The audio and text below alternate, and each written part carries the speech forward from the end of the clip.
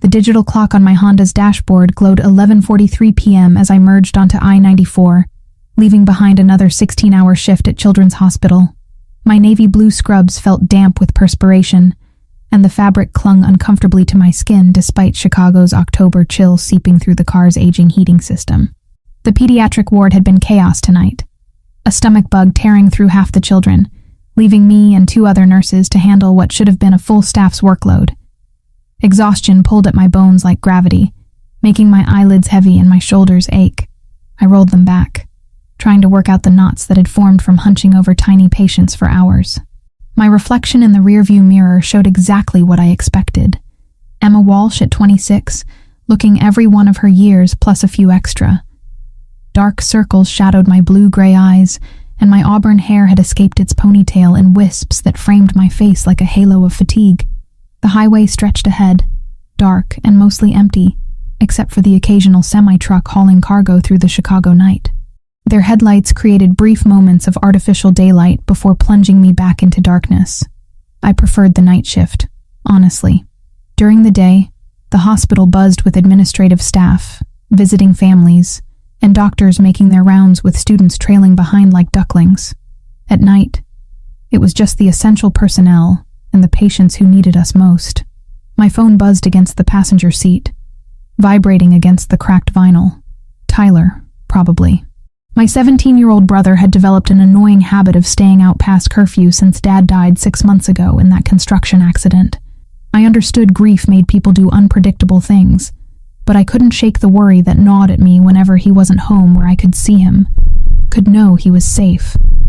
I reached for the phone without taking my eyes off the road, muscle memory guiding my fingers to the device. Unknown number. At this hour, it was probably someone calling the wrong number, or a telemarketer working graveyard shifts to reach people like me. I let it go to voicemail and dropped the phone back onto the seat. The exit for our neighborhood appeared ahead, marked by a flickering streetlight that the city had been promising to fix for 3 months. I moved into the right lane, my turn signal clicking rhythmically. Almost home. Almost to the cramped 2-bedroom apartment where Tyler would either be asleep in his room with textbooks scattered across his desk, or awake in the living room pretending to do homework while actually playing video games with the volume turned down low. The thought of home brought with it the familiar weight of responsibility. There would be bills on the kitchen table, unopened because I already knew what they said. Past due notices from the electric company, the credit card I'd maxed out paying for Dad's funeral, the student loans that followed me like shadows, no matter how many double shifts I picked up. Tomorrow, I had an interview for a weekend position at a private clinic, which would bring my total weekly work hours to somewhere around 70. That's when I felt it. A subtle pulling sensation in the steering wheel, like an invisible hand was trying to guide the car left toward the median. I gripped the wheel tighter, knuckles going white against the worn steering wheel cover. The pulling intensified, and my heart rate spiked as I realized something was very, very wrong with my car. The tire pressure monitoring system should have warned me, but the light had been broken for months. Just another repair I couldn't afford. Another corner cut to keep us fed and housed.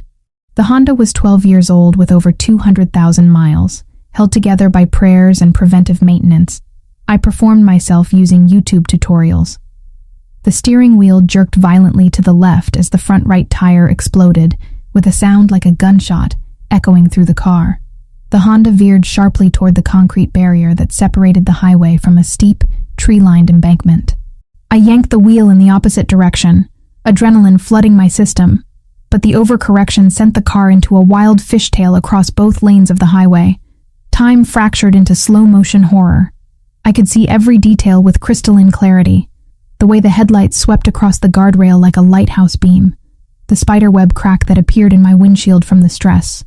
The coffee cup in my console that launched itself into the air.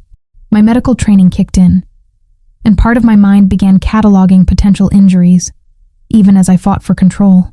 The car hit the guardrail at a 30-degree angle, metal screaming against metal in a shower of sparks that lit up the darkness like the 4th of July.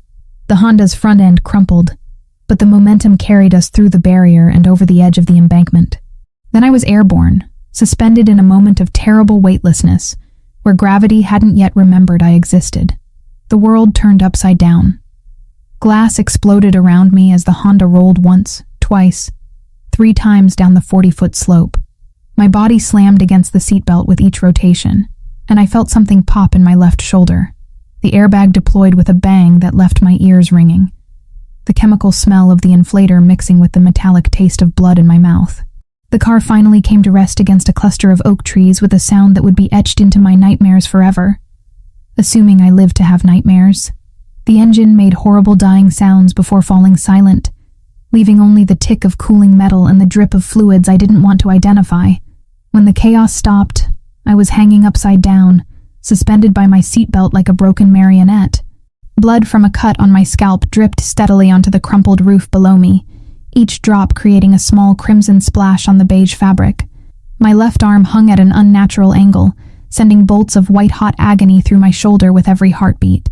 The dashboard lights had gone out, but moonlight filtering through the shattered windshield provided enough illumination to assess my situation. It wasn't good. The driver's side door was compressed against a tree trunk, and the passenger side had buckled inward from the rolling. I was trapped in a metal coffin 50 feet down from the highway, where the sound of my crash had been swallowed by the night. Then I smelled it. Gasoline. Sweet and cloying and absolutely terrifying in the confined space. The fuel tank had been compromised, and I could hear a steady dripping sound that made my heart race with panic. Every breath brought more of the fumes into my lungs, and I knew that a single spark could turn my metal coffin into a crematorium. I tried to reach for my seatbelt release with my right hand, but my fingers felt disconnected from my brain, clumsy and unresponsive. Shock was setting in. I realized with the detached part of my mind that stayed clinical even in crisis. Blood loss, trauma, possible concussion. I needed medical attention, and I needed it fast. "Help!" I tried to call out, but my voice came out as barely a whisper. My throat felt raw and damaged, either from the impact or from breathing in airbag chemicals. I tried again, louder this time. "Help me!" The sound seemed to die just feet from the car, swallowed by the trees and the distance to the highway above. No one would hear me. No one would even think to look down here. Tyler would eventually call when I didn't come home. But by then, the gas fumes would either have overcome me or turned me into a fireball. The thought of my brother coming home to an empty apartment, wondering where I was, waiting for someone who would never walk through the door again, gave me a surge of desperate strength. I had to get out. I had to survive. Tyler had already lost our parents. He couldn't lose me too. I was reaching for the seatbelt again when I heard it. Footsteps on gravel, heavy and purposeful, picking their way down the embankment with careful precision. Hope flared in my chest like a struck match. Someone had seen the accident, had stopped to help. I was going to be okay. "Help," I managed to croak, putting all my remaining strength behind the word.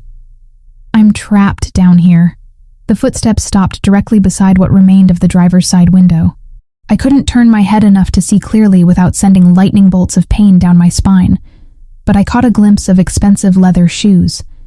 Italian leather, if I had to guess, polished to a mirror shine that reflected the moonlight. Not the steel-toed boots of a construction worker or the practical sneakers of someone just trying to help. These were shoes that cost more than I made in a month.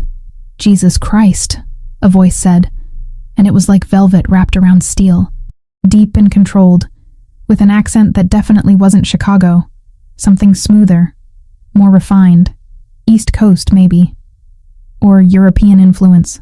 "What the hell were you doing out here?" It wasn't really a question directed at me, more like he was having a conversation with himself, trying to piece together how a pediatric nurse had ended up upside down in his vicinity at nearly midnight on a Friday. I heard the crunch of safety glass under his feet as he moved to get a better angle, assessing the situation with what sounded like professional efficiency. "Sir, please," I whispered, my voice barely audible even to my own ears. "I can't feel my left arm. The car smells like gasoline." Silence stretched between us, filled only by the continued dripping of fuel and the distant hum of traffic on the highway above. Then, so quietly I almost missed it, he spoke again. This wasn't an accident. I woke to sunlight streaming through floor-to-ceiling windows and the soft murmur of voices speaking in a language that definitely wasn't English. My body felt like I'd been hit by a freight train, every muscle aching in ways I didn't know were possible.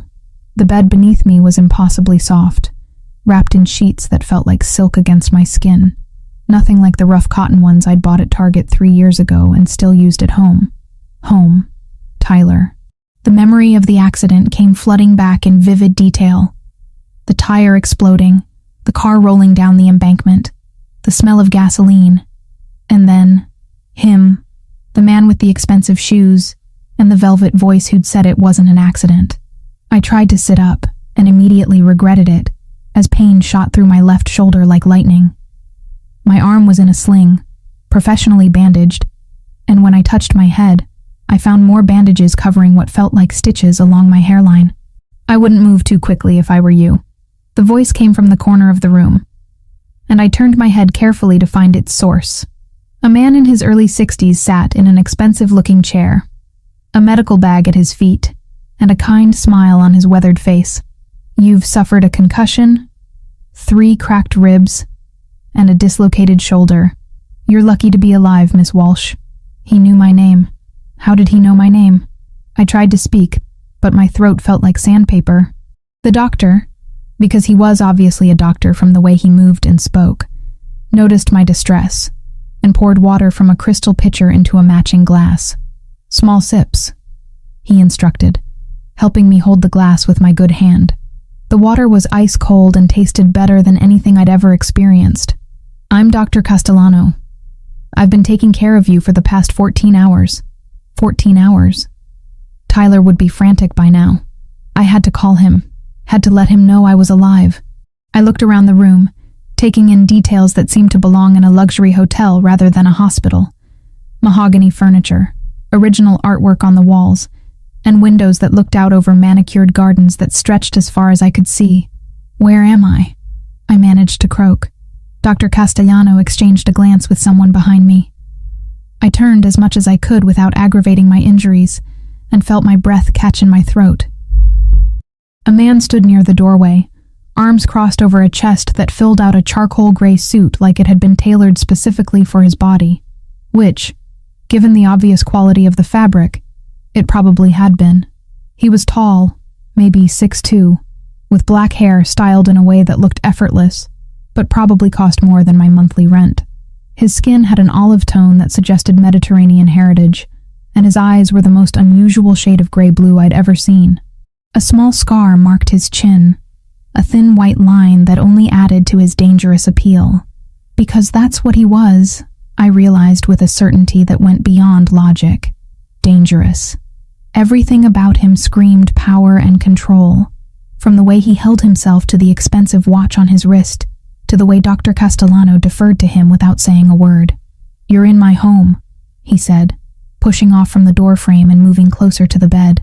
His voice was exactly as I remembered from the accident, smooth and controlled with that hint of an accent I still couldn't place. "You're safe now. My home. Not a hospital. Not a hotel. His home." I looked around the room again with new eyes, taking in the personal touches I'd missed before. Family photos on the dresser, too far away for me to make out faces. A leather-bound book on the nightstand with a bookmark halfway through. This was a guest room, but in someone's private residence. "I need to call my brother," I said, trying to project more strength than I felt. "He'll be worried sick. Already taken care of." The man moved to the window, hands clasped behind his back as he looked out over the grounds. "Tyler Walsh, 17 years old, junior at Lincoln Park High School. He's been informed that you were in an accident and are recovering safely. He believes you're at Northwestern Memorial." Ice flooded my veins. He knew about Tyler. Not just his name, but his age. His school. How? Why? And what did he mean Tyler believed I was at the hospital? "Who are you?" I demanded, though demand might have been too strong a word for the whisper that came out of my damaged throat. He turned from the window, and those unusual eyes fixed on mine with an intensity that made me want to look away. I didn't. Something told me that showing weakness to this man would be a mistake I might not survive.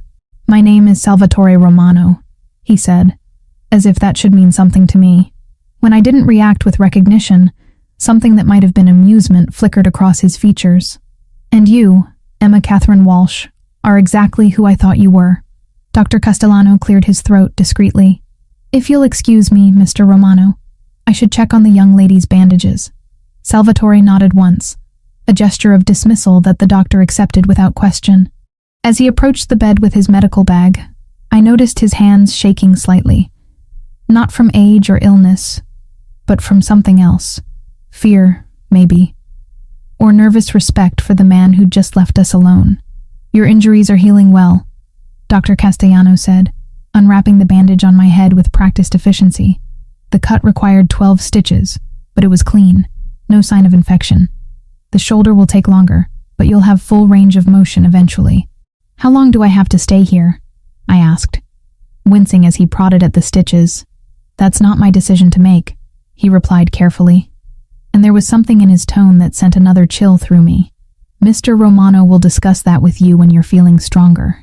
When he finished his examination, Dr. Castellano packed his instruments with the same nervous efficiency he'd shown throughout the visit. I'll be back this evening to check on you again. Rest, drink plenty of fluids, and don't try to get up without assistance. He paused at the door, looking back at me with something that might have been pity. Miss Walsh, Mr. Romano is not a man to be trifled with. My advice would be to listen carefully to what he tells you, and remember that his protection comes with expectations. Then he was gone, leaving me alone in the luxurious prison that Salvatore Romano called a guest room. I sat in the silence for several minutes, trying to process everything that had happened. The accident, waking up in a stranger's home, the ominous warnings about protection and expectations. I managed to swing my legs over the side of the bed, biting back a groan as my ribs protested the movement. The room spun for a moment, but I breathed through it and waited for my vision to clear. A silk robe had been laid out on the chair beside the bed, along with clothes that definitely weren't mine. Designer jeans in exactly my size. A cashmere sweater in deep blue. Even underwear still in packaging from brands I recognized but couldn't afford.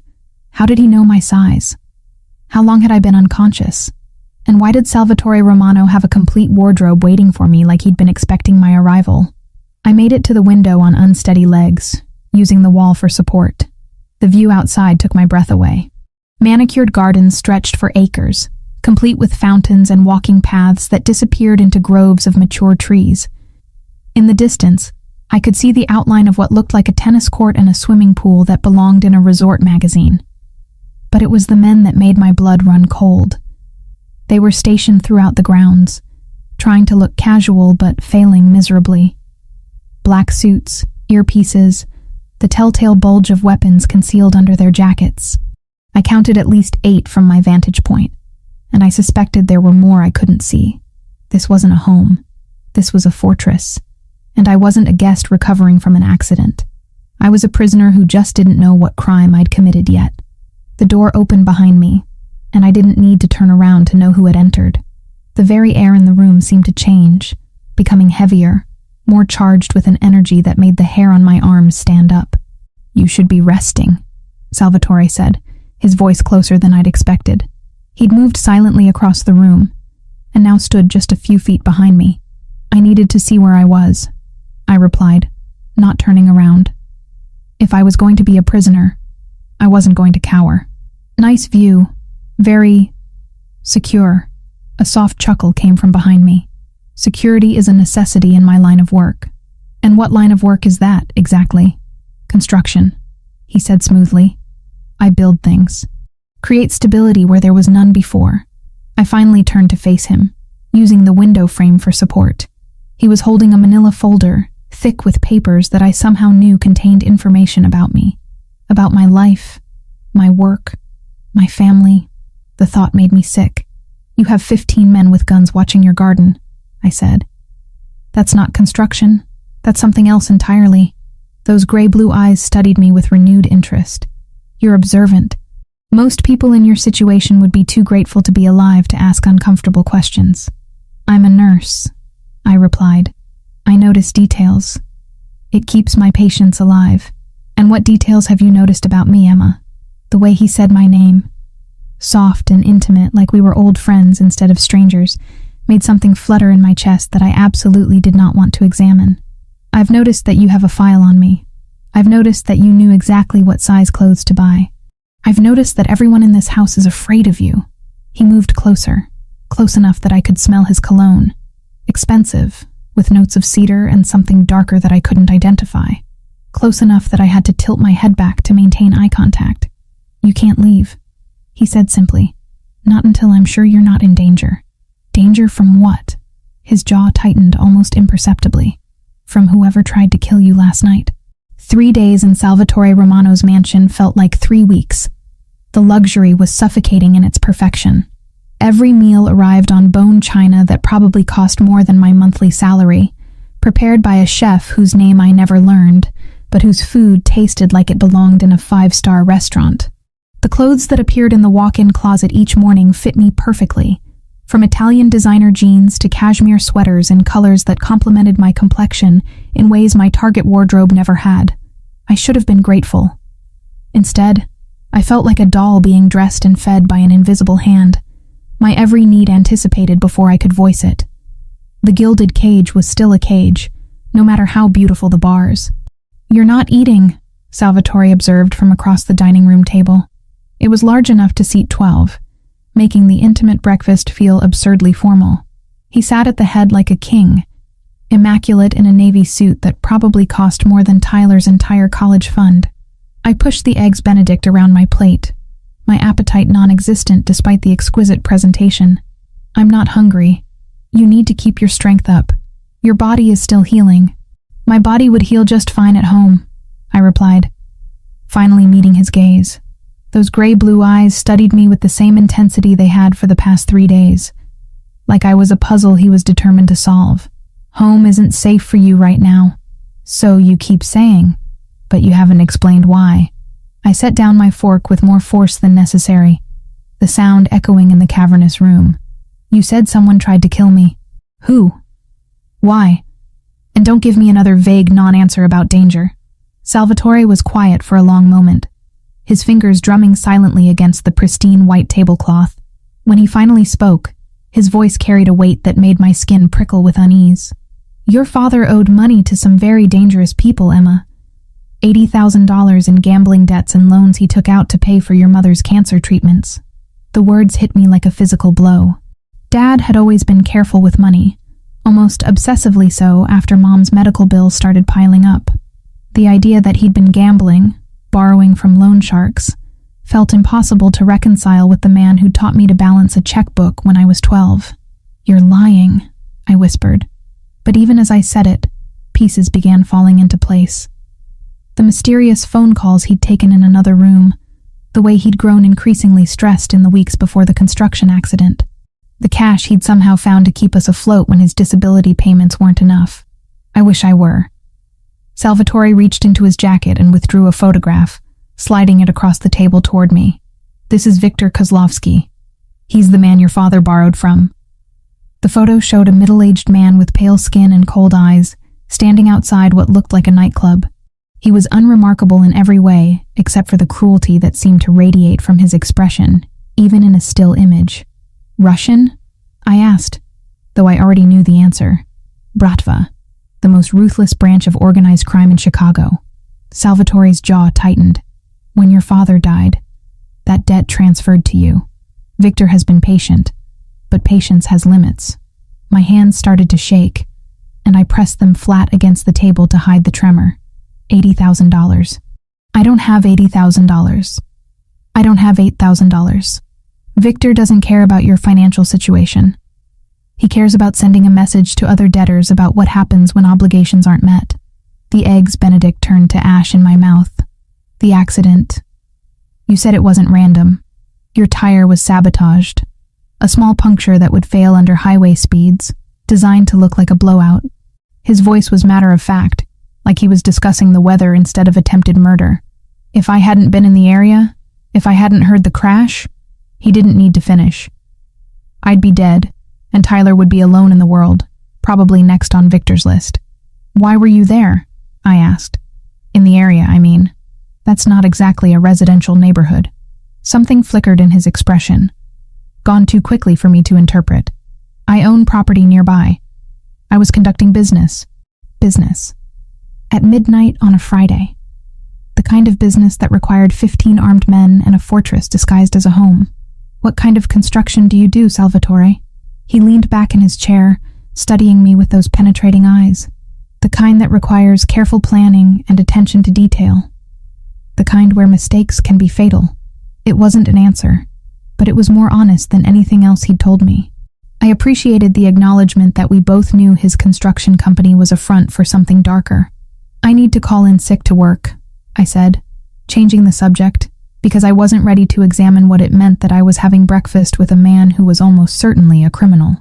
They'll fire me if I don't show up for 3 days without notice. Already handled. You requested extended leave due to stress following a car accident. Very understandable, given the circumstances. The casual way he'd taken control of my life should have been infuriating. Instead, I felt a treacherous flutter of relief that someone else was managing the details I was too overwhelmed to handle. You can't keep me here forever, I said, though it sounded weak even to my own ears. I can keep you alive. Everything else is negotiable. After breakfast, I retreated to the library, a room that had become my refuge over the past 3 days. Floor-to-ceiling shelves held thousands of books in multiple languages, and a fire crackled in the marble fireplace despite the October warmth outside. It was the one room in the house that felt lived in, rather than staged for a magazine photo shoot. I discovered that Salvatore was an actual reader, not just someone who kept books for show. Dog-eared pages, handwritten notes in the margins, multiple bookmarks scattered throughout various titles.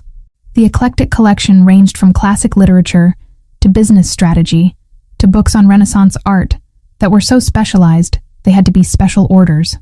I was curled in the leather armchair by the window, trying to lose myself in Jane Austen, when I heard footsteps in the hallway. Not the soft, deferential steps of the household staff, but the confident stride of someone who owned everything he walked on. Salvatore appeared in the doorway, no longer wearing the navy suit from breakfast. He changed into dark jeans and a black sweater that clung to his broad shoulders in a way that made my mouth go dry. The casual clothes should have made him seem more approachable. Instead, they revealed the powerful physique that the tailored suits had only hinted at. "You're bleeding," I said, noticing the red stain spreading across his left sleeve. He glanced down as if just noticing the injury himself. "It's nothing." My medical training overrode my common sense, and I stood up too quickly, wincing as my ribs protested. "Let me look at it." "Emma, it's fine. You're dripping blood on a Persian rug that probably costs more than my car. It's not fine."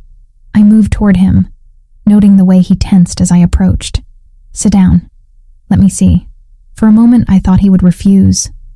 Then he moved to the couch, sitting on the edge like he was ready to bolt at any second. The vulnerability in the gesture was so at odds with his usual commanding presence that it made my chest tight. I perched beside him, close enough to smell that intoxicating cologne mixed with something sharper. Copper. Blood. "This is going to hurt," I warned, reaching for his sleeve. He caught my wrist, his fingers circling it completely. The touch sent electricity shooting up my arm, and I had to force myself to breathe normally. "I don't want you to see this," he said quietly. "See what?" Instead of answering, he released my wrist and pushed up his sleeve, revealing not just the fresh cut I'd noticed, but a canvas of scars that mapped a violent history. Bullet wounds, knife marks, what looked like burns from cigarettes or other implements of torture. His forearm told a story of survival that no construction worker should have to live. "My God," I whispered, my fingers hovering over the worst of the scars without quite touching. "What happened to you?" "I told you. I build things. Sometimes people object to my construction plans." The cut that had drawn my attention was deep but clean, probably from a knife rather than an accident. I examined it with professional detachment, though inside I was shaking at the evidence of how dangerous his world really was. "This needs stitches," I said. "I've had worse. That's not the point. Infection could set in, and with your lifestyle, I doubt you have time to deal with complications." I looked up to find him watching me with an expression I couldn't read. "I can do it. I've sutured hundreds of wounds."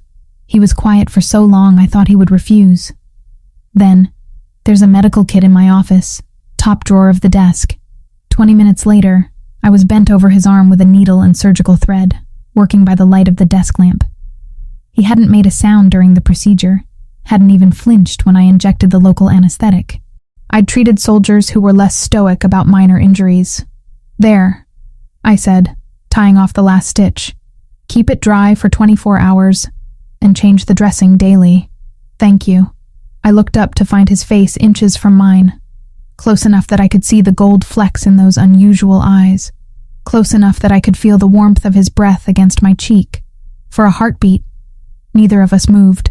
The air between us crackled with a tension that had nothing to do with the injury I'd just treated. Then he pulled back, rolling down his sleeve with careful precision. "You should rest. Dr. Castellano will be here soon for your evening check." I nodded, not trusting my voice. As I headed for the door, he spoke again. "Emma," I turned back. "The people who want to hurt you, they won't stop. Not until they're dead or you are. I need you to understand that." "I understand," I said, though I wasn't sure I understood anything anymore. "Do you? Because once you're under my protection, really under it, there's no going back. My world has rules, and breaking them has consequences." I met his gaze steadily. "Are you asking me to choose? I'm telling you that the choice is coming, and when it does, you need to be certain, because I don't let go of what's mine." The possessive edge in his voice should have frightened me. Instead, it sent heat spiraling through my chest in a way that terrified me more than any Russian gangster ever could. The tension in the mansion had been building for days, like the pressure before a thunderstorm. Salvatore's men moved with heightened alertness, their conversations conducted in hushed tones that stopped abruptly when I entered a room. Even the household staff seemed on edge, their usual efficient silence replaced by nervous energy that made my skin crawl. I was curled up in the library reading when Salvatore burst through the doors, his face dark with an emotion I'd never seen before. Fear. Not for himself, but for something else entirely. His gray-blue eyes found mine immediately, and the intensity in them made my breath catch. "We need to talk," he said, crossing the room in 3 long strides. "Now." I set down my book, noting the rigid line of his shoulders beneath the black sweater he wore. "What's wrong?" Instead of answering, he moved to the massive desk in the corner and withdrew a manila envelope. The same type that had contained my personal information days ago, but this one was thicker, heavier with whatever secrets it contained. "Viktor Kozlovsky isn't just after you for your father's debt," he said, placing the envelope on the coffee table between us. "It's more complicated than that." My hands shook as I reached for the envelope. Inside were photographs, documents, and what looked like surveillance reports. The first photo made my blood run cold. It was Tyler, walking out of Lincoln Park High School with his backpack slung over one shoulder, completely unaware that someone was watching him through a telephoto lens. "They've been following him," I whispered, my voice barely audible over the crackling of the fire. "For how long?" 3 weeks. Salvatore's jaw was tight with controlled rage. "Ever since your father's death became public knowledge." I flipped through more photos. Tyler at the grocery store, Tyler at his part-time job at the movie theater, Tyler laughing with friends outside a pizza place. Each image was a violation, proof that my brother's life had been under scrutiny while I'd been obliviously working double shifts and worrying about bills. "There's more," Salvatore said, his voice gentler now. "Emma, your brother has been contacted by them." The envelope slipped from my numb fingers, spilling its contents across the Persian rug. Among the scattered papers was a transcript of what looked like a phone conversation. Tyler's name at the top of the page in stark black letters. "They threatened him," I said, the words coming out flat and emotionless as shock set in. "They told him he had to help them get to me. Victor gave him a choice. Cooperate, or watch his sister die the same way his father did." The implication hit me like a physical blow. Dad's construction accident hadn't been an accident any more than my car crash had been. Viktor Kozlovsky had orchestrated both, turning murder into convenient cover stories that no one would question. Tyler would never... I started, then stopped. What did I really know about what my 17-year-old brother would do when faced with losing the only family he had left? Grief and fear made people do things they never thought possible. He gave them information about your schedule, your route home from work. He installed a GPS tracker in your car. Salvatore's voice was clinical, professional, but I could see the anger burning in his eyes. He didn't know it would cause the accident. Victor told him they just wanted to know where you were. I closed my eyes, trying to process the betrayal. And Tyler, my baby brother who I'd raised since he was 14, who I'd sacrificed everything to protect, had handed me over to killers because he was scared. The rational part of my mind understood why he'd done it, but my heart felt like it was being torn apart. Where is he now? I asked. Safe, for the moment. Salvatore gathered the scattered papers, organizing them with mechanical precision. My people are watching him, but Victor's patience is running out. The original plan was to use the information Tyler provided to grab you quietly, extract what they needed, and eliminate both of you. When that failed, they moved to more direct methods. What kind of direct methods? He handed me a new photograph, this one taken from a security camera. It showed the parking garage at Children's Hospital, 3 men in dark clothing positioned near my usual parking spot. They were waiting for me to return to work, ready to finish what the sabotaged tire had started. They came to the hospital. I breathed. Looking for me. Yesterday. My men intercepted them before they could get close. His tone was matter-of-fact, but the weight of what he wasn't saying settled over me like a shroud. Intercepted. Not arrested, not warned away. Intercepted in the permanent sense. You killed them. I protected what's mine. The possessive declaration should have terrified me. Instead, it sent heat spiraling through my chest, a treacherous warmth that had nothing to do with the fire crackling in the marble hearth. I'm not yours, I said. But the words lacked conviction. Salvatore moved closer, close enough that I could smell his cologne, could see the gold flecks in those storm-gray eyes. Aren't you? You're in my house, eating my food, wearing clothes I bought for you. You sutured my wounds with your own hands. If that's not mine, what would you call it? I couldn't answer, because he was right. Somewhere in the past few days, the lines had blurred beyond recognition. I was no longer just a patient recovering from an accident or a potential victim seeking protection. I had become something else entirely, something that didn't have a name, but felt dangerously close to belonging. What happens now? I asked instead. Now we end this. Victor thinks you're dead or hiding. As long as he believes that, Tyler is safe. But eventually he'll realize his original plan failed and start looking for alternatives. Alternatives like torturing my brother until he tells them where I am, among other things. His expression darkened. Victor Kozlovsky isn't known for his restraint when business doesn't go according to plan. I stood up abruptly, pacing to the window that overlooked the gardens. The sun was setting, casting long shadows across the manicured grounds. In the distance, I could see Salvatore's men patrolling the perimeter, their movements coordinated and professional. An army disguised as landscaping staff. I want to see him, I said. Tyler, I want to see my brother. That's not possible right now. I spun around to face him.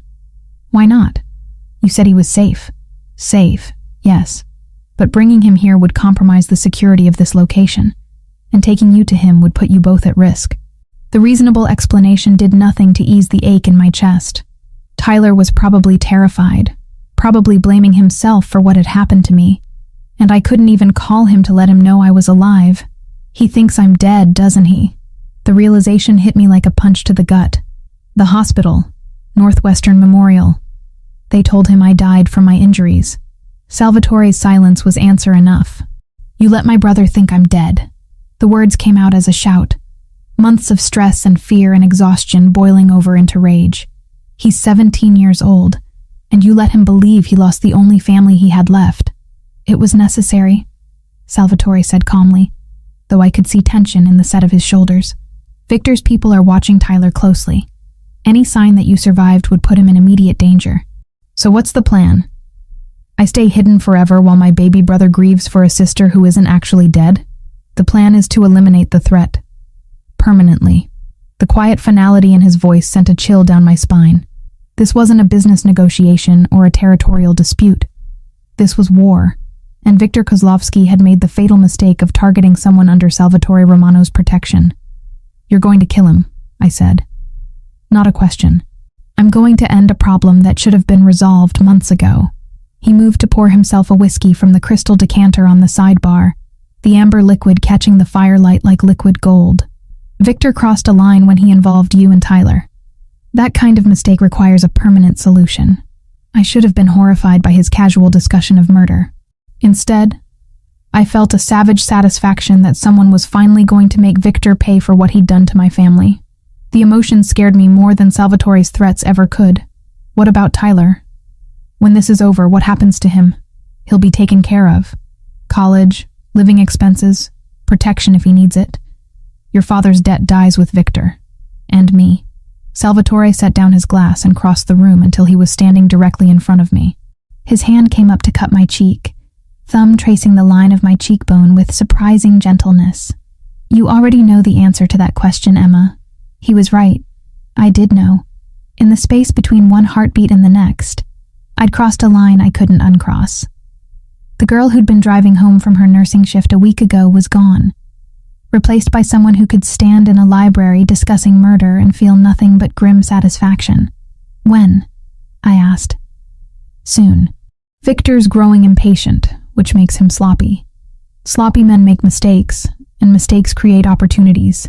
His thumb was still tracing patterns on my cheek, and I found myself leaning into the touch despite every rational thought screaming that this was madness.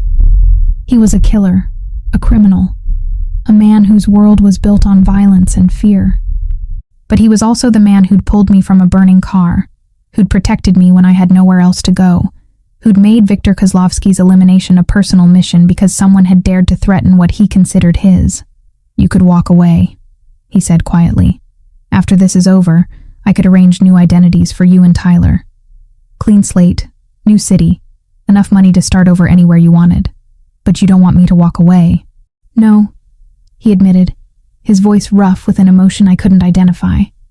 I don't. Why? Instead of answering with words, he leaned down and kissed me. It wasn't gentle or tentative. It was claiming, possessive, a brand that marked me as thoroughly as any signature on a contract. I should have pulled away, should have maintained the boundaries that kept me safe from his dangerous world. Instead, I kissed him back, pouring months of loneliness and fear and desperate need into the connection between us. When we finally broke apart, both of us were breathing hard, and I could see my own desperation reflected in his storm-gray eyes. Anyone who touches you dies, he said against my lips, the words both promise and threat. Anyone who hurts you pays in blood. From now on, you're mine, Emma Walsh, and I protect what's mine. I should have been terrified by the possessive declaration, by the casual way he discussed murder, by the knowledge that I was falling for a man whose hands were stained with blood. Instead, I felt safer than I had since the night my father died, wrapped in the dangerous protection of someone who would burn the world to keep me alive. The knock on my bedroom door came at 2:14 a.m., sharp and urgent. I'd been lying awake for hours, staring at the ceiling and replaying the kiss from earlier. My lips still burned from the memory of Salvatore's mouth on mine, from the possessive way he'd claimed me with nothing more than a touch. Emma. His voice came through the heavy oak, tight with controlled panic. I need you to get dressed.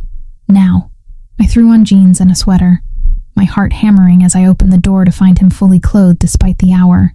His usual immaculate appearance was slightly disheveled, dark hair falling across his forehead, and there was something in his storm-gray eyes that made my blood run cold. What's wrong? I asked, though part of me already knew. The careful balance we'd maintained was about to shatter. Tyler's here, he said simply. The words hit me like a physical blow. What do you mean he's here? He's downstairs, in my office, and he's not alone.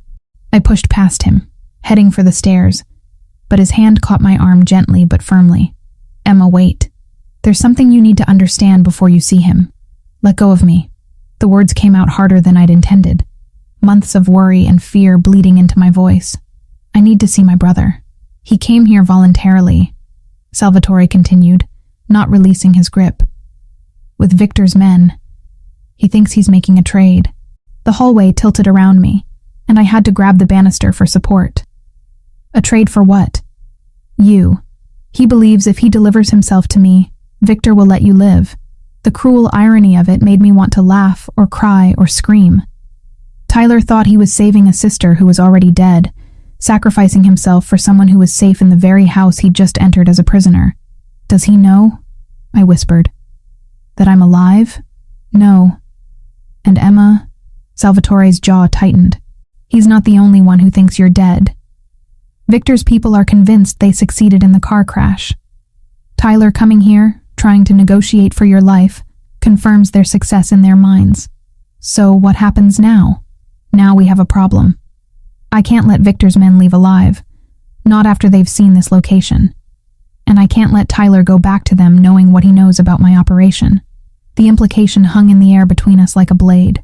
Tyler had walked into a trap of his own making, and now 3 lives hung in the balance because of a misunderstanding that could have been avoided if I'd been allowed to contact him days ago.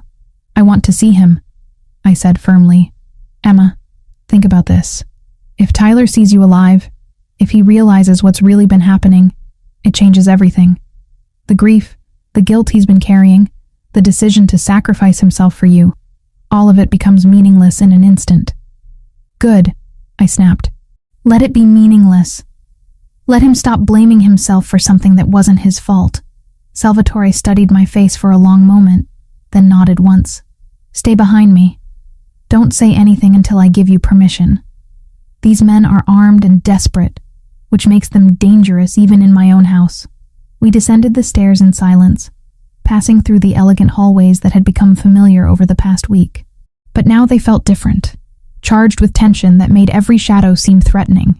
As we approached Salvatore's office, I could hear voices, one of them achingly familiar. I don't care what you do to me, Tyler was saying, his voice cracking with emotion. Just tell me she didn't suffer. Tell me Emma died quickly in that crash. My heart shattered. My 17-year-old brother, who should have been worried about college applications and prom dates, was negotiating with killers because he thought his big sister was dead. Salvatore paused at the office door, his hand on the handle. Remember what I said. Stay behind me. Don't speak. The scene that greeted us was like something from a nightmare. Tyler sat in one of the leather chairs facing Salvatore's desk, his hands zip-tied behind his back, and a purple bruise darkening his left cheek. 2 men flanked him, both wearing the kind of cheap suits that screamed muscle for hire. Their hands rested casually on the guns holstered under their jackets. Tyler looked older than his 17 years, aged by grief and guilt, and the kind of desperate courage that only came from having nothing left to lose. When he saw Salvatore enter, his chin lifted defiantly. You're Romano, he said. It wasn't a question. I am. Salvatore moved behind his desk with fluid grace, every inch the predator sizing up his prey. And you're Tyler Walsh. You've caused me a considerable amount of trouble. I did what they told me to do, Tyler replied, his voice steady despite the circumstances. I gave them information about Emma's schedule. I installed the tracker. I did everything Victor wanted, and she's still dead. One of Victor's men, a thin man with dead eyes and prison tattoos crawling up his neck, stepped forward. The boy fulfilled his part of the bargain, Mr. Romano. Victor is prepared to consider the debt settled if you make his death quick. How generous, Salvatore said dryly. And what makes Victor think he has any authority to negotiate terms in my home? The second man, broader and scarred, shifted his weight nervously.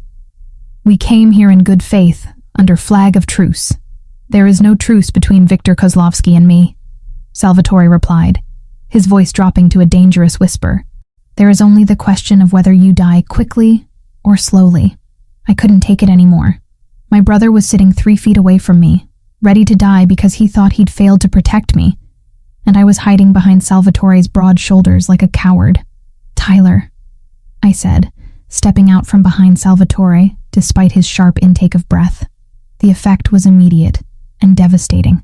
Tyler's face went white, then red, then white again as he struggled to process what he was seeing.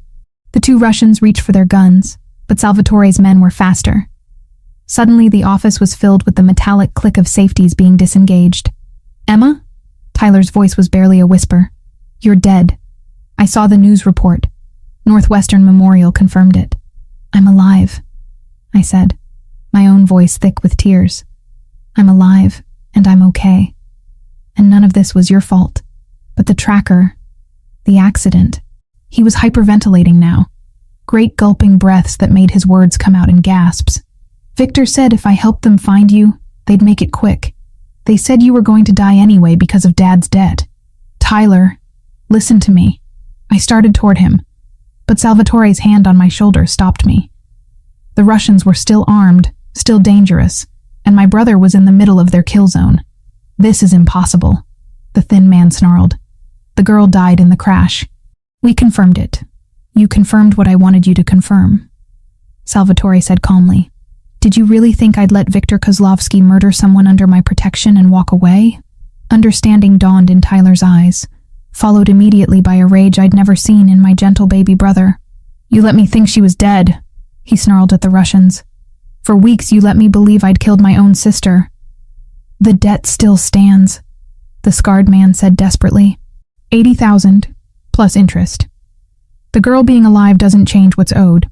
Actually, it changes everything, Salvatore replied. He opened his desk drawer and withdrew a stack of papers, spreading them across the mahogany surface. James Walsh's original loan agreement with Victor. Notice the terms of repayment in case of the borrower's death. I couldn't see the papers from where I stood, but I watched the color drain from both Russians' faces as they read. The debt transfers to surviving family members only if said family members are capable of repayment, Salvatore continued. Emma Walsh is a pediatric nurse making $38,000 a year. Her brother is a minor with no income. Neither could reasonably be expected to repay $80,000. Victor won't accept that interpretation, the thin man said, but his voice lacked conviction. Victor won't have a choice. Salvatore's smile was sharp as a blade. Because Victor is going to be too dead to argue. The next few seconds happened so fast I could barely process them. The scarred Russian went for his gun, but Salvatore was faster. The sound of the gunshot was deafening in the enclosed space, and suddenly there was blood spreading across the man's chest as he collapsed. Tyler threw himself sideways out of his chair as chaos erupted. The thin man managed to clear his weapon, but one of Salvatore's guards put 2 bullets in his back before he could fire. The sharp smell of gunpowder filled the air, mixing with the metallic scent of blood. When the violence ended, Tyler was huddled against the bookshelf, his zip-tied hands making it impossible to cover his ears against the ringing gunshots had left behind. I rushed to him, dropping to my knees and pulling his shaking form against my chest. It's over, I whispered into his hair, the same words I'd used to comfort him after nightmares when he was small. It's over, baby brother. You're safe. I thought you were dead. He sobbed against my shoulder. I thought I killed you. You didn't kill me. You saved me. I looked up to find Salvatore watching us, his expression unreadable. If you hadn't installed that tracker, Victor's people never would have found me on that road. Salvatore never would have been in the area to pull me from the wreckage. It was a generous interpretation of events, but Tyler needed to hear it. He needed to understand that his choice, born of fear and desperation, had ultimately led to my salvation rather than my destruction. Salvatore moved around the desk, careful to avoid the spreading pools of blood, and crouched down beside us. With surprising gentleness, he cut Tyler's restraints with a knife that appeared from nowhere. Your sister is right, he said quietly. Everything you did led to her being under my protection. Victor underestimated the strength of that protection. And now he's going to pay for his mistake. Tyler looked up at him with red-rimmed eyes. Are you going to kill him? Yes. The simple honesty of the answer seemed to steady Tyler in a way that false reassurances never could. He nodded once, accepting the reality of the world he'd stumbled into. Good, he said, and I saw an echo of my own savage satisfaction reflected in his young face. Someone should make him pay for what he did to our family. In that moment, I realized that Tyler and I had both crossed lines we could never uncross. We were no longer the innocent siblings who'd been grieving our father's death and struggling to make ends meet. We were something else now, something harder and more dangerous. We were family to Salvatore Romano, and that meant everything had changed forever. 2 days after the shootout in Salvatore's office, I found myself sitting across from Tyler in the mansion's breakfast room, watching him devour a stack of pancakes like he hadn't eaten in weeks, which, knowing my brother's tendency to forget meals when he was stressed, might have been close to the truth. "These are incredible," he said, around a mouthful of food, gesturing with his fork at the chef's handiwork. "Do you eat like this every day?" "The food is better than our usual," I admitted, sipping coffee from bone china that probably cost more than our monthly grocery budget used to. It felt surreal, this domestic scene playing out in the aftermath of such violence. But Tyler seemed to be adapting to the luxury with the resilience that only teenagers possessed. "Emma," he said, his expression growing serious as he set down his fork. "What you said the other night, about me saving you by installing that tracker. We both know that's not really what happened." I'd been dreading this conversation, but my brother deserved honesty after everything he'd been through. "No, it's not. But Tyler, you were 17 years old, threatened by men who'd already killed our father. You made the only choice you could with the information you had. I betrayed you," he said quietly. "I gave them everything they needed to hurt you, and I did it because I was scared. You were protecting us both the only way you knew how," I countered. "And in the end, it worked out. Because of him." Tyler's gaze flicked toward the doorway where Salvatore had appeared, dressed in his usual immaculate suit despite the early hour. Because he was there when you needed him. Salvatore entered the room with that fluid grace that never failed to make my pulse quicken. He poured himself coffee from the silver service, the domestic action at odds with the controlled violence I'd witnessed just days before. "How are you feeling, Tyler?" he asked, settling into the chair at the head of the table. The question was casual, but I could see him assessing my brother with those sharp gray-blue eyes. "Better," Tyler replied. "Confused, but better. Emma says you've been protecting us both. Protection comes with a price," Salvatore said carefully. "I need you to understand that." I tensed, recognizing the tone. This wasn't a casual breakfast conversation. This was negotiation. The kind that would determine what happened to Tyler and me once Victor was eliminated. "What kind of price?" Tyler asked, proving he'd inherited more of our father's business sense than I'd realized. "Loyalty, discretion, an understanding that what you've seen here, what you know about my operations, can never be shared with anyone outside this room." Tyler nodded slowly. "I get that. But what about after? When this is over? What happens to Emma and me?" Salvatore's gaze found mine across the table, and I saw something there that made my breath catch. Want, yes, but also something deeper, something that looked dangerously close to love. "That depends on your sister," he said. The words hung in the air between us, heavy with implication. I knew what he was asking, what choice he was offering me. Stay and become part of his world permanently, or take the new identities and clean slate he'd mentioned before. Walk away from the safety of his protection and the dangerous intensity of whatever was growing between us. "I need to know something first," I said, setting down my coffee cup with hands that trembled slightly. "The debt my father owed. The money that started all of this. You said Victor's interpretation of the loan terms was wrong. It was, but you could have used those same terms to void the debt entirely, couldn't you? From the beginning?" Salvatore was quiet for a long moment, his expression unreadable. "Yes. Then why didn't you? Why let me think I was in danger? Why go through all of this?" Tyler looked between us, sensing the undercurrents in the conversation that went far beyond financial obligations and Russian gangsters. "Because," Salvatore said finally, "the first time I saw you in that hospital room, sitting beside your father's bed and reading to him even though he couldn't hear you, I knew I wanted you in my life. The debt gave me an excuse to protect you.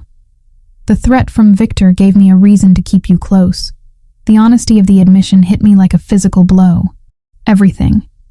From the moment he'd found me in that wrecked car to the luxury prison of the past week, had been orchestrated around his desire to possess me.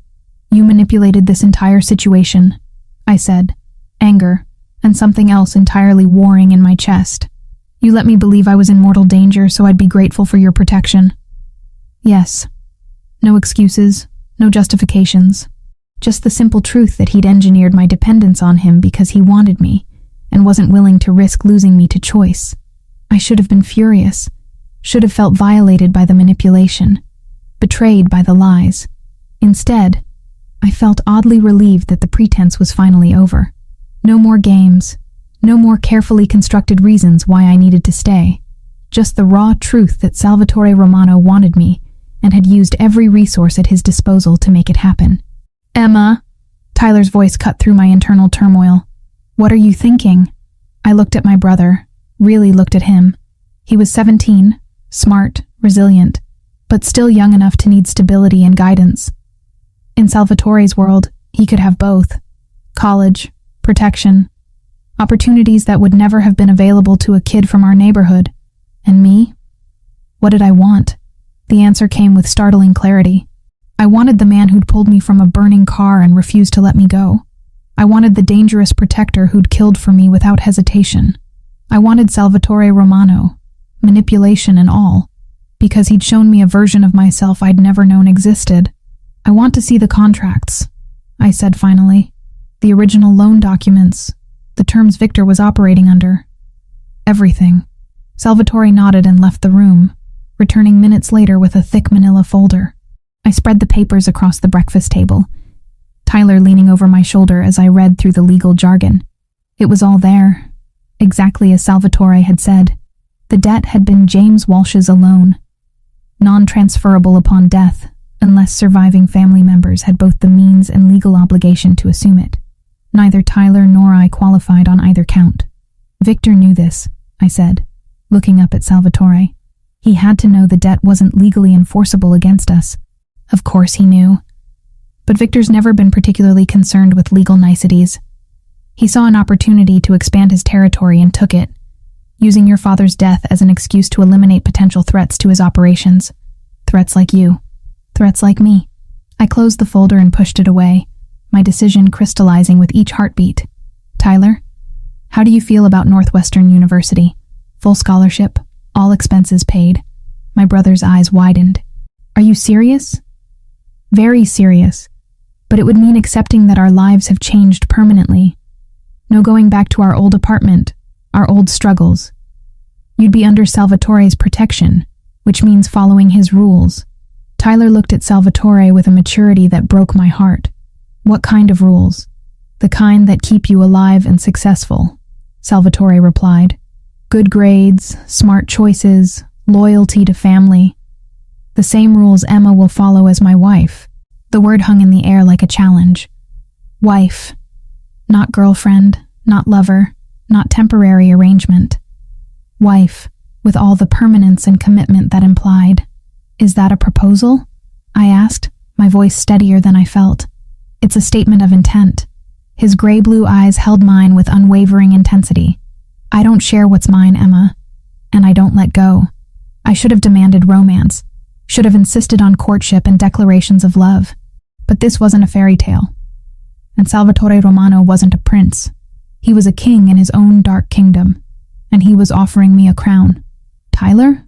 I asked, giving my brother veto power over a decision that would affect both our lives.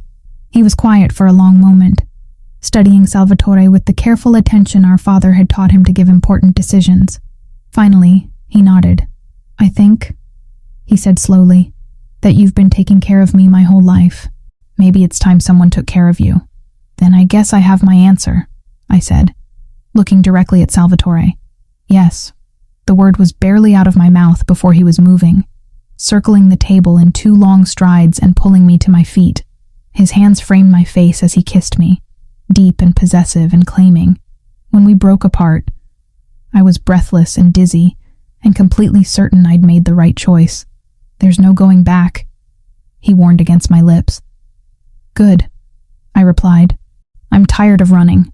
That night, after Tyler had been settled in his own wing of the mansion with enough video games and premium cable to keep any teenager occupied, Salvatore led me to his bedroom. Not the guest suite I'd been occupying, but his private sanctuary at the heart of the house. It was masculine and elegant, all dark wood and rich fabrics, with windows that looked out over the gardens I'd admired from a distance. But I barely noticed the decor because Salvatore was looking at me like I was something precious and dangerous, and entirely his. "You're not just mine," he said, echoing words from days before. "I'm yours too, Emma Walsh. Heart, soul, and everything in between. When he kissed me this time, it was different. Not the desperate claiming of before, but something deeper. A promise. A vow. A sealing of the bargain we'd struck over breakfast coffee and brutal honesty. And when he made love to me in the massive bed that would now be ours, it wasn't just possession or desire. It was belonging, the kind that went bone deep and changed everything it touched. Later, wrapped in silk sheets, with Salvatore's arm around me and his steady heartbeat against my ear, I realized I wasn't the same woman who'd been driving home from her nursing shift 2 weeks ago, that Emma had been surviving, existing, making do with less than she deserved. This Emma had everything. Protection, luxury, love that came with sharp edges and absolute devotion. Most importantly, she had choice. Not the illusion of choice, but real power in a partnership with someone strong enough to handle whatever she brought to the table. No regrets? Salvatore asked quietly, his fingers tracing patterns on my bare shoulder. Only one, I replied, lifting my head to meet his gaze. That it took a car accident to bring us together. His smile was sharp and satisfied. I would have found another way. I told you, Emma. I don't let go of what's mine. And as his arms tightened around me in the darkness, I realized I didn't want him to. The call came at 3:17 a.m. on a Tuesday, 3 weeks after I'd officially become Salvatore's fiancée. I'd been asleep in his arms when his phone erupted with the harsh buzzing that meant emergency. He was awake instantly, the predator's instincts that had kept him alive for decades pulling him from sleep to full alertness in seconds. "Romano," he answered, his voice already sharp with focus. I watched his expression change as he listened, saw the muscle in his jaw tighten with controlled fury. "When?" A pause. "How many men does he have with him?" Another pause. Longer this time. "No, don't engage. Fall back and maintain surveillance. I'm on my way." He ended the call and was already moving, pulling on clothes with the efficient motions of someone who'd dressed for war countless times before. "What's wrong?" I asked, though the cold knot in my stomach already knew. "Victor's made his move. He's at the old warehouse district with Tyler." The words hit me like ice water. "That's impossible. Tyler's here. He's in his room." Salvatore's expression was grim as he buckled on a shoulder holster. "Check for yourself." I ran down the hall in my silk nightgown, my bare feet silent on the marble floors. Tyler's room was empty, his bed unslept in, the window standing open to the October night. On his pillow was a note written in his careful handwriting. "I'm sorry. I have to fix this. Victor contacted me tonight. He says if I come alone, he'll end the debt and leave you both alone forever. I know you'll try to stop me, but this is my choice. I love you, Em. Take care of yourself." "He's 17 years old," I said, when Salvatore found me standing frozen in Tyler's doorway. "He still thinks he can fix this by sacrificing himself. Victor's counting on that. He knows Tyler feels guilty about his role in your accident. He's using that guilt to draw him out." I turned to face him, noting the tactical vest he now wore beneath his jacket, the additional weapons that had appeared on his person. "You're going after him."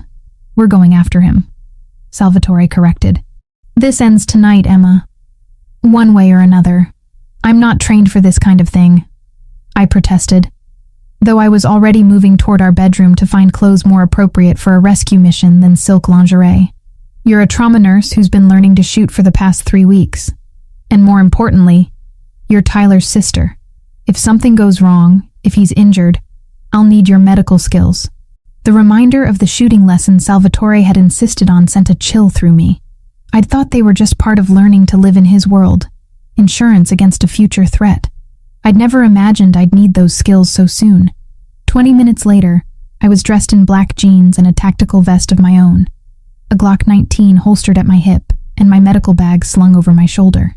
I felt like I was playing dress-up in someone else's life, except the gun was real and heavy against my side, and my brother's life depended on how well I'd learned to use it. "Remember what I taught you," Salvatore said, as we climbed into the back of an armored SUV. "Breathe. Aim center mass. Squeeze, don't jerk. And Emma, if something happens to me, you get Tyler and you run. Don't try to be a hero." The warehouse district at 4 a.m. was a landscape from a nightmare.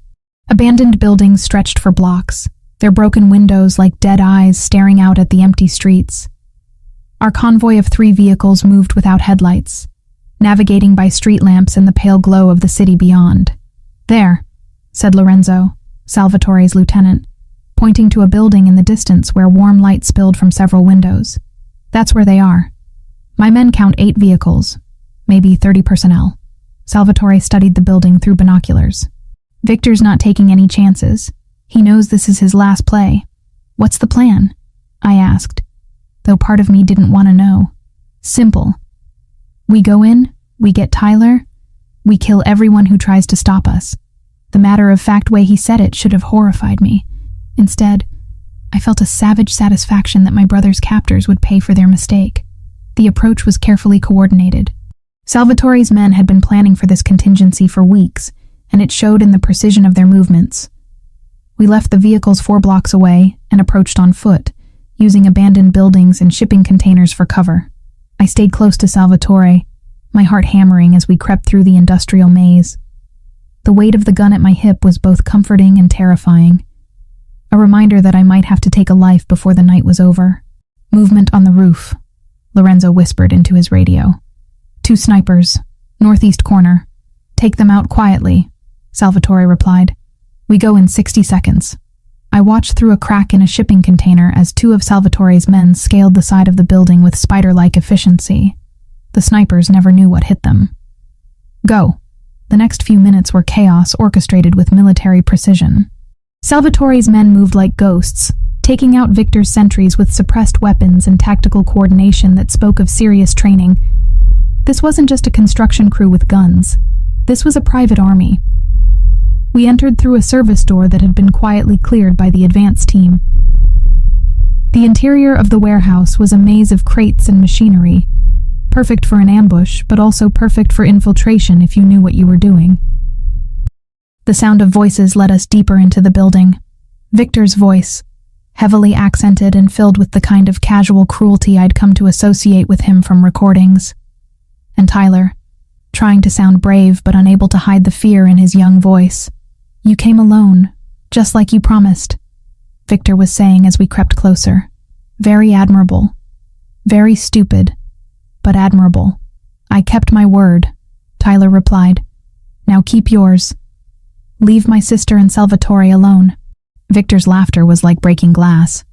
"Oh, my young friend, did you really think it would be that simple?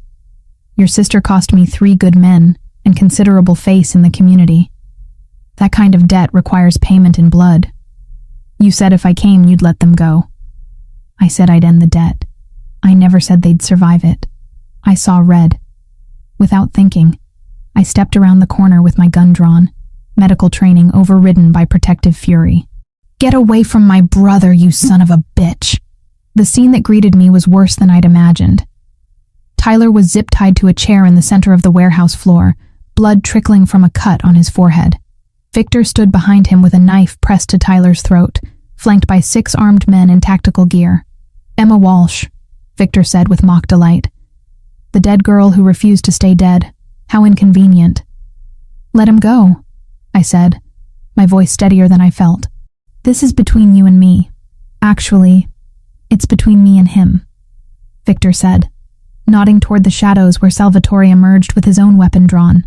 The great Salvatore Romano, come to rescue his little pet and her troublesome brother.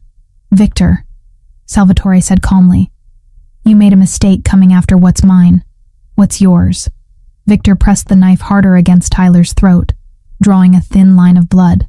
The boy came to me willingly. The girl was always mine to take. You have no claim here.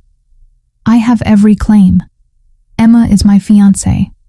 Tyler is her family, which makes him my family. And family, Salvatore's voice dropped to a dangerous whisper, is sacred. The standoff stretched for an eternity, measured in heartbeats. Victor's men had their weapons trained on Salvatore and me, but I could see Salvatore's people moving through the shadows, getting into position. Any second, this powder keg would explode. You know what I find interesting? Victor mused, still holding the knife to my brother's throat. The boy feels so guilty about betraying his sister. He actually believes this is his fault. It's not his fault, I said firmly. It's yours. Ah, but that's where you're wrong. You see, young Tyler here has been very helpful, not just with the tracker, but with other information as well. Haven't you, Tyler? My brother's face crumpled with shame. Emma, I'm sorry. He said if I told him about Salvatore's security, about the layout of the house, he'd make it quick for both of you. The betrayal hit me like a physical blow, but not because I blamed Tyler, because I finally understood the depth of Victor's manipulation, the way he'd used my brother's love for me as a weapon against us both. Tyler, I said softly, look at me. He raised his eyes, tears streaming down his face. I'm so sorry, Em. I thought I was protecting you. You were protecting me. You've always protected me, and now I'm going to protect you. I saw the moment Victor realized his mistake. He'd been so focused on Salvatore, so confident in his superior numbers, that he'd forgotten the most dangerous person in any situation is someone with nothing left to lose. I didn't hesitate. The Glock was in my hands and firing before Victor could react. The first shot took him in the shoulder, spinning him away from Tyler. The second caught him in the chest as he tried to bring his own weapon up. Then all hell broke loose. Salvatore's men opened fire from their concealed positions, cutting down Victor's soldiers with practiced efficiency. I dove behind a crate as bullets whined overhead, my hands shaking as I reloaded with movements drilled into muscle memory over weeks of training. Tyler, I shouted over the gunfire. Stay down! My brother had managed to tip his chair over, using it as minimal cover while still bound. I could see him trying to work free of his restraints, but the zip ties were too tight. A figure appeared around the edge of my crate, weapon raised. I didn't think, just fired. The man dropped, and I felt a savage satisfaction that should have terrified me but didn't. He'd threatened my family. In Salvatore's world, that was a death sentence. The gunfight lasted maybe 3 minutes, though it felt like hours. When the smoke cleared, Victor's men were down and Salvatore was moving toward Tyler with a knife to cut his restraints. But Victor wasn't done yet. I saw him rising from behind a pallet where he'd taken cover, blood streaming from his wounds, but his eyes still filled with hatred. He had a gun in his hand, and it was pointed at Salvatore's back. I didn't shout a warning. There wasn't time.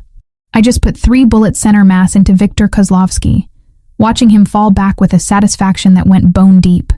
It's over, I said, lowering my weapon as Salvatore cut Tyler free. It's finally over. Tyler fell into my arms, both of us shaking with adrenaline and relief in the aftermath of violence. I thought I'd gotten you killed, he sobbed against my shoulder. You saved us, I replied, meaning every word. If you hadn't come here, Victor would have kept hunting us forever. This way, it's finished. Salvatore approached us, his own weapon holstered. We need to move. Police response time in this area is about 15 minutes.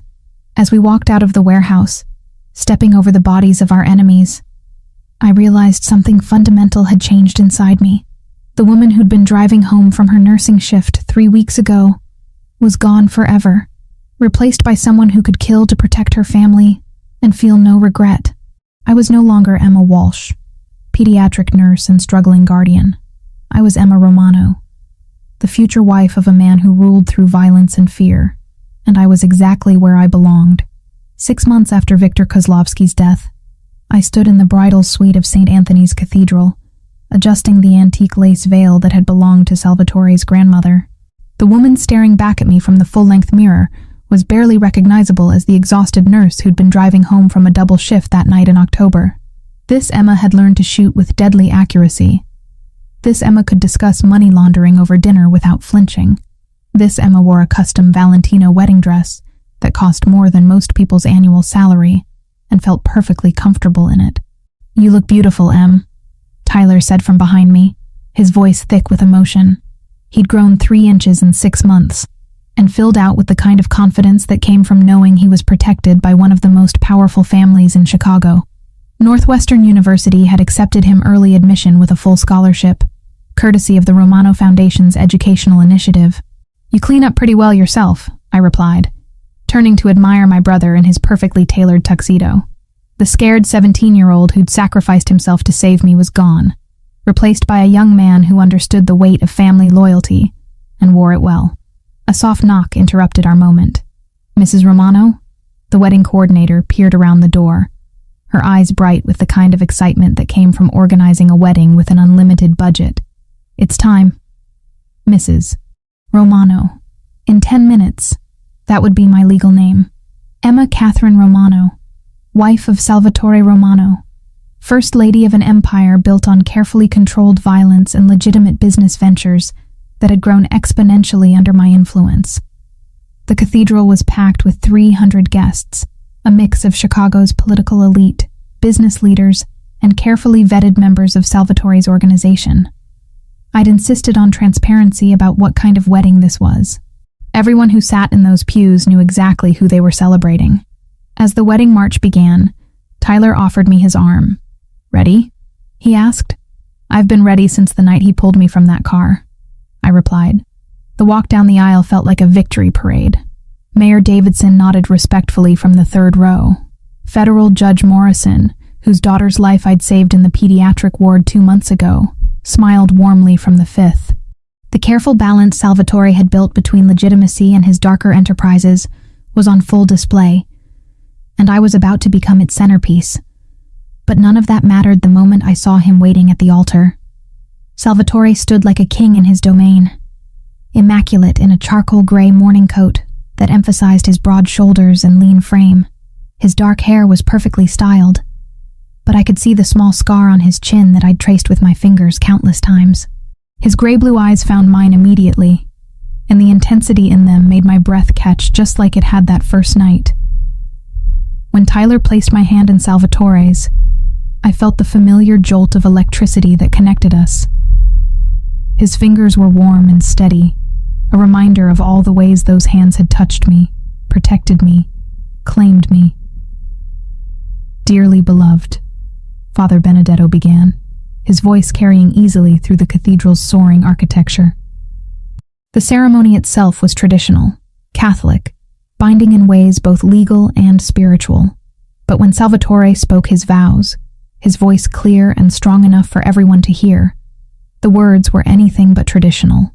"Emma," he said, his eyes never leaving mine, "you saved me from a life of existing without truly living. You brought light into darkness I'd accepted as permanent. You made me believe in something beyond power and control and careful survival. I promise to protect you, to cherish you, to build an empire worthy of the queen you already are. And I promise that what we have will be sacred, always." My own vows were equally unconventional. "Salvatore, you didn't just rescue me from that car. You rescued me from a life too small for what I was meant to become. You showed me strength I didn't know I possessed, courage I'd never needed before. I promise to stand beside you, to be your partner in everything we build together. And I promise that no matter how dangerous our world becomes, you'll never face it alone." When Father Benedetto pronounced us husband and wife, Salvatore's kiss was both gentle and possessive, a claiming that made my toes curl in my designer heels. The cathedral erupted in applause, but all I could hear was the thundering of my own heart. The reception was held at the Palmer House, the ballroom transformed into something from a fairy tale with orchids and candlelight and enough security to protect a head of state. I danced with my new husband to a string quartet's rendition of "At Last," feeling like I was floating in the protective circle of his arms. "Any regrets, Mrs. Romano?" he asked as we swayed together, oblivious to the hundreds of guests watching our every move. "Only that it took a car accident to bring us together," I replied, echoing words from months before. "Though I suppose some things are worth the wait. I would have found another way," he said seriously. "I told you before, Emma. I don't let go of what's mine." During dinner, Tyler gave a speech that had half the room in tears. He talked about second chances and family loyalty, and the man who'd given us both a future neither of us had dared to dream of. When he finished, he raised his champagne glass in a toast. "To my sister Emma, who taught me that sometimes the most dangerous thing you can do is trust someone completely. And to Salvatore, who proved that sometimes the most dangerous people are exactly the ones worth trusting. To new beginnings and old traditions, and to a family that chooses loyalty over everything else. Later, as the evening wound down and guests began to leave, I found myself on the hotel's terrace with Chicago spread out below us like a glittering kingdom. Salvatore appeared beside me, having shed his formal jacket and loosened his tie. Even disheveled, he looked like he could rule the world. "Satisfied with your wedding, Mrs. Romano?" he asked, sliding his arms around me from behind. "Satisfied with my husband," I corrected, leaning back against his chest. The wedding was just a party, an important party. 300 witnesses to the fact that Emma Walsh is dead and gone, and Emma Romano has taken her place. He was right. The woman who'd worked 16-hour shifts to pay rent on a crumbling apartment, who'd worried about Tyler's college prospects and her father's unpaid debts, had died in that car crash. The woman who'd emerged from Salvatore's protection was someone else entirely.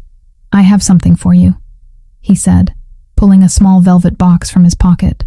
Inside was a key, antique and ornate, clearly from somewhere significant. "What's this for?" I asked, though something told me I already knew. "The Children's Hospital of Chicago is opening a new wing next month, the Emma Romano Pediatric Center. Your own domain, fully funded by the Family Foundation, staffed with the best doctors money can hire. You'll oversee all medical decisions." Tears pricked my eyes. He'd given me everything I'd never known I wanted. Power, protection, purpose that went beyond mere survival. But more than that, he'd given me a way to use my old skills in my new world. "You'll be able to help children the way you always wanted to," he continued. "But now you'll have unlimited resources to do it. No insurance denials, no budget constraints, no choosing between treatments based on cost." "Salvatore," I turned in his arms, struck speechless by the magnitude of the gift. "You gave up your career to be with me. It seemed only fair that I give you something better in return." 3 months later, I stood in the gleaming new pediatric wing, watching a team of the world's best cardiac surgeons repair a defect in 6-year-old Maria Santos's heart. The surgery would have been impossible at most hospitals, the cost prohibitive for her family. Here, it was Tuesday. "Mrs. Romano?" Dr. Chen, the head of pediatric surgery, appeared at my elbow. "The Martinez family is here for their consultation. Are you ready?" I nodded, smoothing my white coat over the designer dress beneath. The title felt as natural now as Emma Romano did. I'd become someone who could authorize million-dollar treatments with the same ease as ordering lunch, someone whose word was law in this sterile kingdom of healing. "Mrs. Romano," little Jimmy Martinez said when I entered the consultation room. He was 8 years old with leukemia, and eyes that were too old for his face. "Are you really going to make me better?" "We're going to try our very best," I promised, crouching down to his level. "And we have the best doctors in the world here just for you." That evening, I came home to find Salvatore in his study, reviewing reports from his various enterprises. The legitimate businesses had tripled their revenue since our marriage, partly because of my organizational skills, but mostly because Emma Romano opened doors that had been closed to Salvatore alone. "Good day?" he asked, pulling me onto his lap as I settled into the familiar routine of sharing our separate but connected work. "Maria Santos's surgery was successful. Jimmy Martinez starts treatment next week. And we're breaking ground on the research facility in January." I curled against his chest, breathing in the cologne that had become my favorite scent in the world. "What about you?" "The Port Authority approved our construction bid. The new shipping facility will be operational by summer." He didn't need to spell out what kind of shipments would be moving through Romano facilities. I'd learned not to ask questions I didn't need answers to. "Tyler called," I said. "He's made Dean's List again, and he's bringing someone home for Thanksgiving." "Someone?" "Her name is Sarah. Pre-med, honor society. Apparently everything he talks about lately." I smiled at the thought of my baby brother in love. "He wants your permission to bring her to family dinner." "Of course." Salvatore's arms tightened around me. "She'll need to be vetted, naturally. Background check, family history, the usual security measures." I'd learned that the usual security measures for Romano family members were extensive enough to rival FBI clearances. But Sarah would pass. Tyler had good instincts about people, and he'd never bring someone dangerous into our world. "There's something else," I said, my voice carefully neutral. "Dr. Castellano wants to schedule a consultation next week." Salvatore went very still beneath me. What kind of consultation? The kind that involves discussing prenatal vitamins and birthing centers. I pulled back to meet his eyes. Seeing the moment, understanding dawned. I'm pregnant, Salvatore. 8 weeks. The expression that crossed his face was unlike anything I'd ever seen before. Wonder, protectiveness, joy, and a vulnerability that made my chest tight. His hand moved immediately to my still flat stomach, spreading wide as if he could feel the life growing there. You're sure? He asked quietly. Dr. Castellano ran the test twice. We're having a baby. He kissed me then, deep and claiming and reverent all at once. When we broke apart, his eyes were bright with unshed tears. A baby, he repeated, like he was testing the words. Our baby. Are you happy? I asked, though the answer was written all over his face. Happy doesn't begin to cover it. His thumb traced circles on my stomach. She'll be perfect. Beautiful and strong and completely protected from anything that could hurt her. She? Instinct. His smile was soft and wondering, and if I'm wrong, he'll be just as perfect.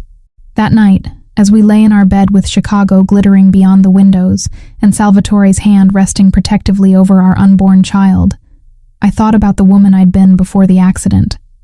She'd been surviving, making do, accepting less than she deserved because she didn't know anything better existed. This woman, Emma Romano, had everything. A husband who would kill for her without hesitation. A brother thriving under protection and opportunity. Work that mattered. Resources to help anyone who needed it. And now, a child who would grow up knowing nothing but love and safety and power. No regrets? Salvatore asked quietly, echoing our wedding night conversation. Only one, I replied, settling deeper into his embrace.